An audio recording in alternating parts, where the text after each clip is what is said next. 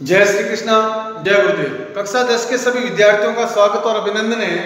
और हम बात कर रहे हैं कक्षा 10 के सामाजिक विज्ञान के अंदर भूगोल की। और भूगोल में हम बात कर रहे थे भारत में वन्य जीव संरक्षण के बारे में।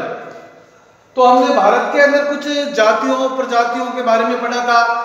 कुछ ऐसे वनस्पति जीव जंतु और पशु हैं जो जिनकी जनजाति जो है वो संकट अवस्था में आ गई है, मतलब वो उनकी जातियां धीरे धीरे विलुप्त हो रही है। तो इसके लिए भारत सरकार ने, जैसा कि हमने देखा कि सन 1972 का अधिनियम, सन 1980 का अधिनियम, सन 1986 का अधिनियम, ये जो 3 एक्ट हैं वो भारत सरकार के वन्य जीव संरक्षण से संबंधित है। तीनों अधिनियमों के माध्यम से भारत के अंदर जितने भी वन्य जीव हैं, पेड़ पौधे हैं और साथ ही विभिन्न प्रकार के जो जानवर पशु पक्षी है उन सभी का संरक्षण करेगी और भारत सरकार इन अधिनियमों के तहत उसी की रक्षा करेगी। तो अब हम बात करें, कल जैसे हमने बात की थी कि वनों का संरक्षण करने के लिए वनों को 3 भागों में बांट दिया। वनों को कितने भागों में बांट दिया था? 3 भागों में। तो सबसे पहले हम बात कर सकते हैं नंबर 1 आरक्षित वन, नंबर 2 अनारक्षित वन और नंबर 3 अवर्गीकृत वन। ये 3 वन हैं। भारत सरकार ने इन वनों को 3 भागों में विभाजित कर दिया। अब आरक्षित वन कौन से हैं? वे वन जो रिजर्व होते हैं,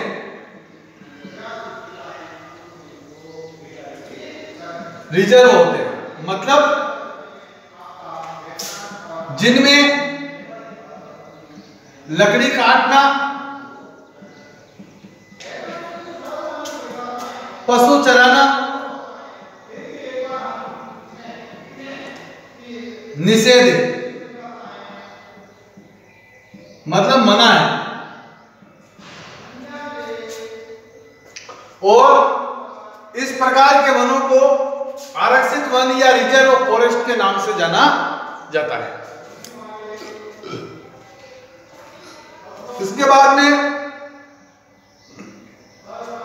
अनारक्षित वे वन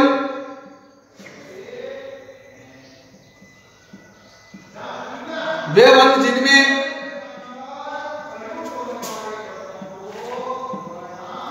लकड़ी काटना, पशु चराना संभव है, लेकिन अनुमति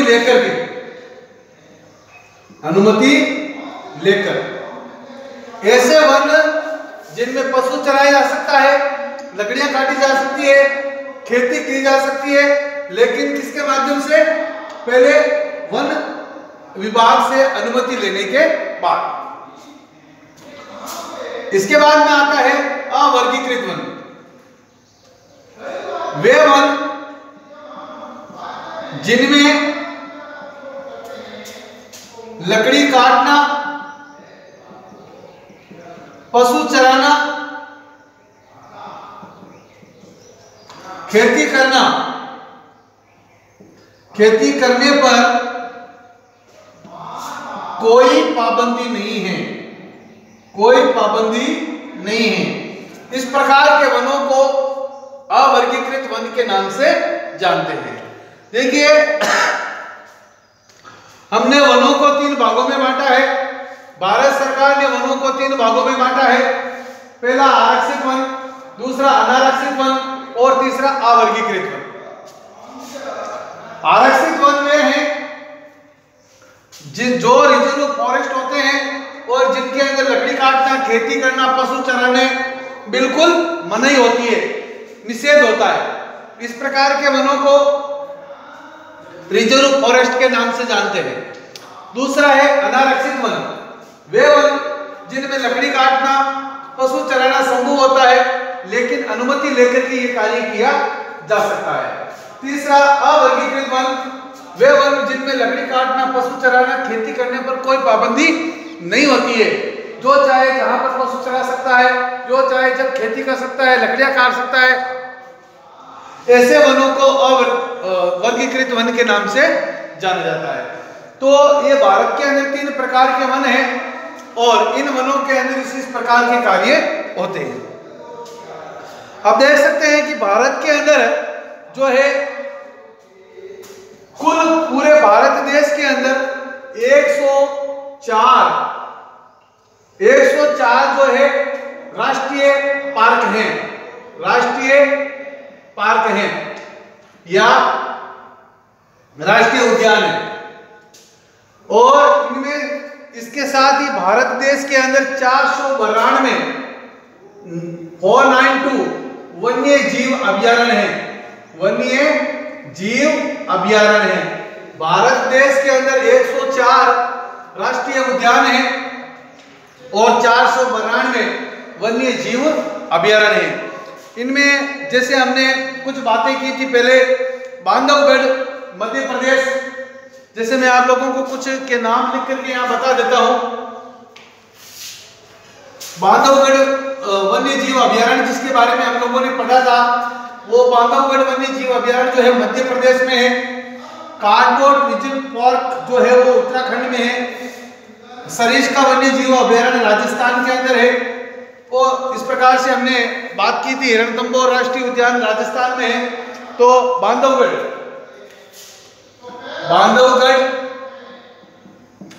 एमपी, बांधवगढ़ वन्य जीव अभयारण्य एमपी, भीम बांध बिहार, इसके बाद में कान्हा राष्ट्रीय उद्यान एमपी, कान्हा राष्ट्रीय उद्यान एमपी मध्य प्रदेश, इसके बाद में डालमा वन्य जीव अभयारण्य झारखंड, डालमा वन्य जीव अभयारण्य झारखंड, इसके बाद में इंद्रावती राष्ट्रीय उद्यान छत्तीसगढ़, इंद्रावती राष्ट्रीय उद्यान छत्तीसगढ़, और इसके बाद में गौतम बुद्ध वन्य जीव अभयारण्य बिहार, गौतम बुद्ध वन्य जीव अभयारण्य बिहार, इसके बाद में कासिम राष्ट्रीय उद्यान एमपी, कासिम राष्ट्रीय उद्यान एमपी, इसके बाद में बांदीपुर राष्ट्रीय उद्यान कर्नाटक, बांदीपुर राष्ट्रीय उद्यान कर्नाटक, इसके बाद में पन्ना राष्ट्रीय उद्यान एमपी, पन्ना राष्ट्रीय उद्यान एमपी, इसके बाद वेणुगोपाल राष्ट्रीय उद्यान मध्य प्रदेश, मतलब एमपी, सॉरी वेणुगोपाल जो है आपके कर्नाटक, मैसूर कर्नाटक, इसके बाद में संजय राष्ट्रीय उद्यान मध्य प्रदेश छत्तीसगढ़, संजय राष्ट्रीय उद्यान एमपी और छत्तीसगढ़ दोनों के अंदर सम्मिलित है। इसके बाद में सतपुड़ा राष्ट्रीय उद्यान मध्य प्रदेश, सतपुड़ा राष्ट्रीय उद्यान एमपी, इसके बाद में तुंगभद्रा वन्य जीव अभयारण्य कर्नाटक, तुंगभद्रा वन्य जीव अभयारण्य कर्नाटक, इसके बाद में सिंचोल वन्य अभयारण्य एमपी, सिंचोल वन्य जीव अभयारण्य एमपी, इसके बाद में सोमेश्वर वन्य जीव कर्नाटक, रातापानी वन्य जीव अभयारण्य एमपी, रातापानी वन्य जीव अभयारण्य एमपी, और इसके बाद में गिर राष्ट्रीय उद्यान जूनागढ़, गिर राष्ट्रीय उद्यान गुजरात जूनागढ़। इसके बाद वाल्मीकि राष्ट्रीय उद्यान बिहार, वाल्मीकि राष्ट्रीय उद्यान बिहार। इसके बाद में गर्म पानी वन्य जीव अभयारण्य दीकू असम, गर्म पानी वन्य जीव अभयारण्य असम। इसके बाद में सुंदरवन टाइगर पश्चिम बंगाल, सुंदरवन टाइगर प्रोजेक्ट योजना पश्चिम बंगाल। और इसके बाद में राजाजी राष्ट्रीय उद्यान उत्तराखंड, राजाजी राष्ट्रीय उद्यान उत्तराखंड। ये भारत के अंदर टोटल कुछ महत्वपूर्ण जो है वन्य जीव अभयारण्य और राष्ट्रीय उद्यान है। तो राष्ट्रीय उद्यान जो है जिनकी संख्या भारत के अंदर 104 है और वन्य जीव अभयारण्य जिनकी संख्या 492 है। तो इस प्रकार से भारत के अंदर जो है प्रोजेक्ट टाइगर परियोजना जो प्रारंभ की गई थी 1973 के अंदर, और इसके बाघ संरक्षण को सुनिश्चित करने के लिए 4 सितंबर 2006 से राष्ट्रीय बाघ संरक्षण प्राधिकरण का गठन भी किया गया है। राष्ट्रीय बाघ संरक्षण प्राधिकरण, राष्ट्रीय बाघ संरक्षण प्राधिकरण की स्थापना 2006 के अंदर हुई है, 4 सितंबर 2006 को। और इसी के साथ हाथी संरक्षण प्रोजेक्ट फरवरी 1992 में लागू किया गया है। हाथी प्रोजेक्ट संरक्षण, हाथी प्रोजेक्ट संरक्षण 1992 फरवरी 1992 के अंदर।